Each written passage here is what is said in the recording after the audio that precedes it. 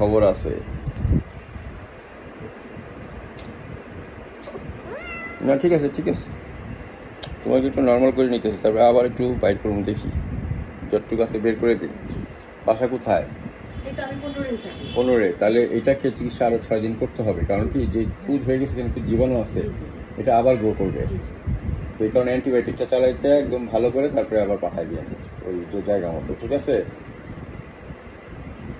Timely এসে বসছে। এটা কিন্তু বেশি বেড়ে গেলে অ্যানাল গ্ল্যান্ডের পাশে কিন্তু দুটা গ্ল্যান্ড, কিন্তু এটা যখন বেশি মানে পচতে থাকে, পচন ধরে যায়, তখন ওই কোমর ওখানটা ফোটা হয়ে বিশাল বড় জায়গা, তখন সার্জারি করতে হয়, সার্জারি রুমে ঢুকাইতে হয়, যেটার ভিতরে আমার সার্জারি রুম আছে। ঠিক আছে, তো ওই লেভেল পর্যন্ত যেন না যায়, এই জন্য অ্যান্টিবায়োটিক দিয়ে ভালো করে ফেলতে হবে, যেহেতু আপনারা আগে নিয়ে আসছে। ঠিক আছে, এটা আবার অনেক ডাক্তার বুঝতে পারে না, কি হয়েছে না হয়েছে বোঝা যায় না। অ্যানাল গ্ল্যান্ড ইনফেকশনটা একটু গোপন টাইপের থাকে, বুঝছেন, এটা অভিজ্ঞতার বিষয় আছে।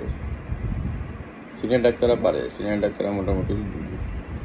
আমার পোশাক বিলাই ভইরা তারে কিলাই,